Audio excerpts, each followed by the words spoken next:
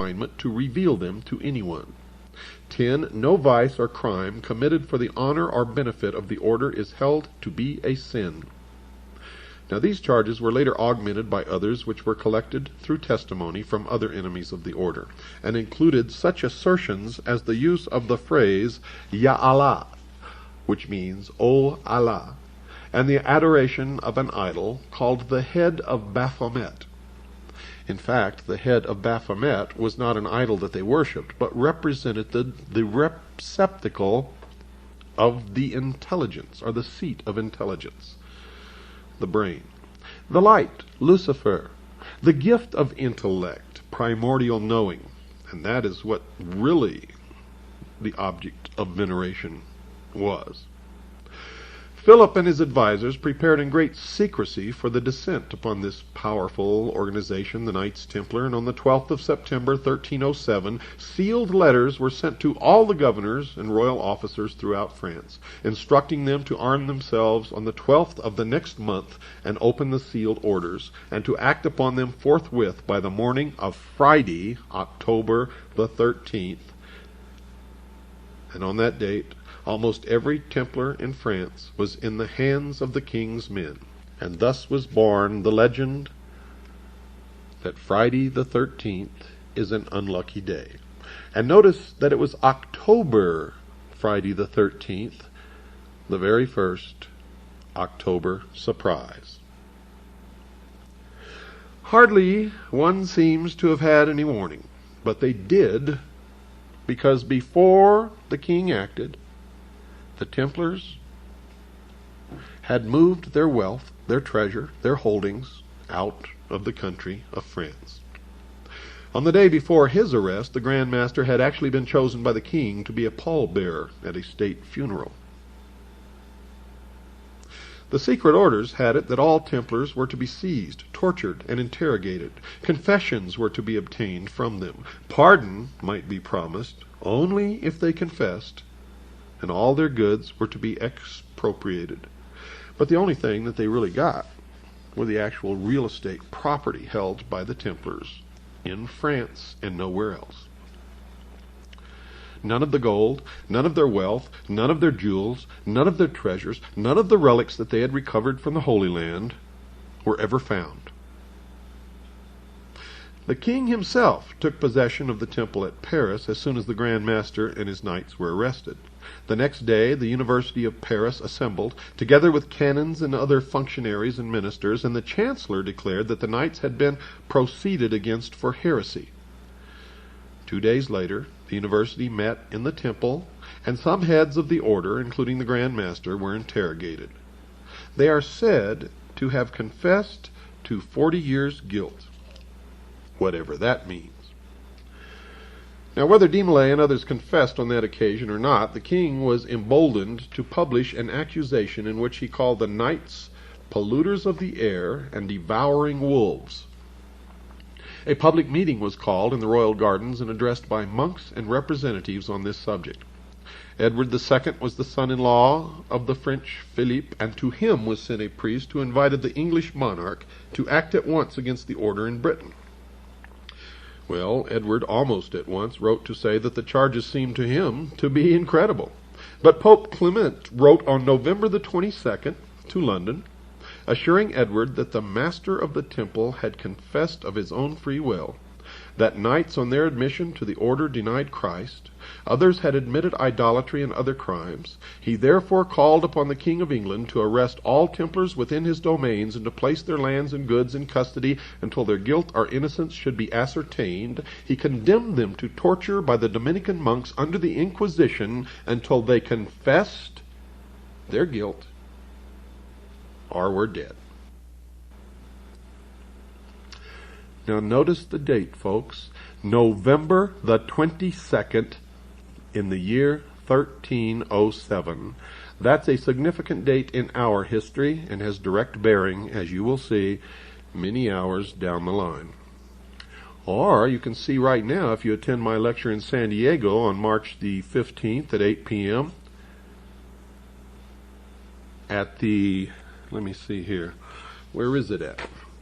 at the Lafayette Hotel, 2223 El Cajon Boulevard, San Diego, Monday, March 15th, 8 p.m.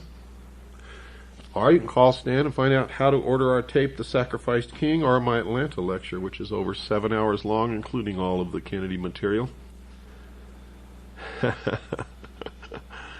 I bet you knew I was talking about Kennedy's assassination, didn't you? Well, this has direct bearing, as you shall see, eventually. Eventually you shall know what it all means. You'll be able to put it all together.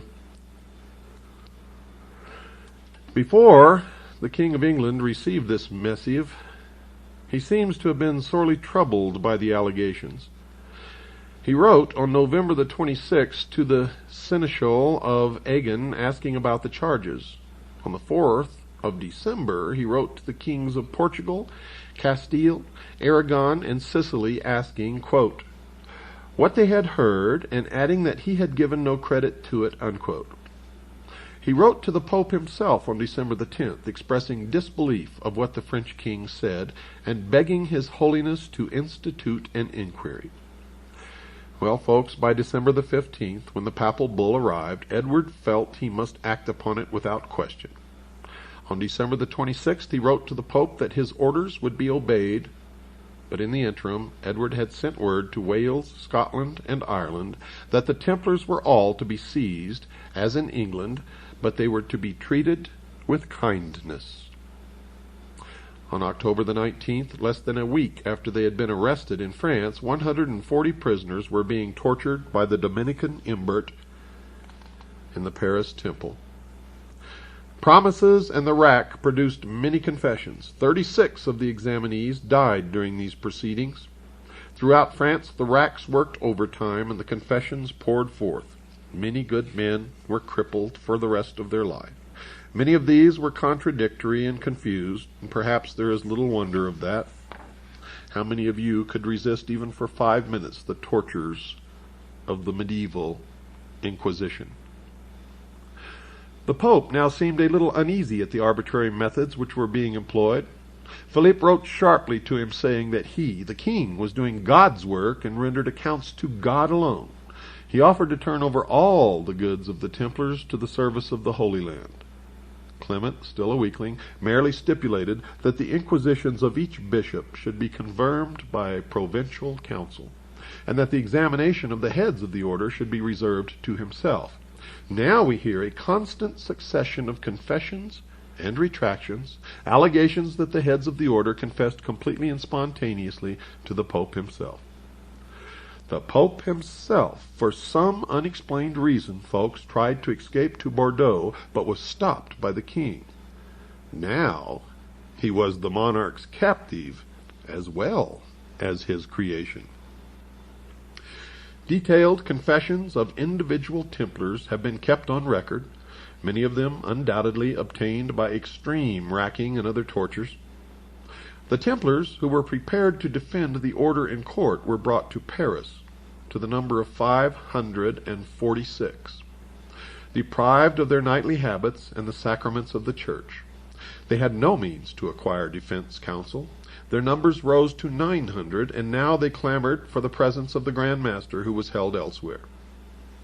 An act of accusation in the name of the Pope was drawn up, and 75 Templars drew up the defense.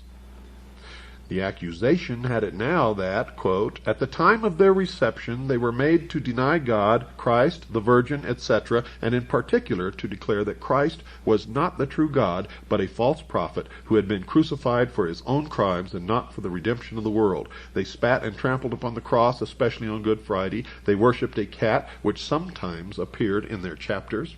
Their priests, when celebrating Mass, did not pronounce the words of consecration. They believed that their master could absolve them from their sins. They were told at their reception that they might abandon themselves to all kinds of licentiousness. They had idols in all their provinces, some with 3 faces, some with 1. They worshipped these idols in their chapters, believed that they could save them, regarded them as the givers of wealth to the order and of fertility to the earth. They touched them with cords which they afterward tied around their own bodies underneath their robes, and that is still practiced today by Freemasons and by the Mormon Church. Those who at the time of their reception would not comply with these practices were put to death or imprisoned. The reply of the Templars denied every charge and stated that they had been subjected to every kind of illegality since their arrest.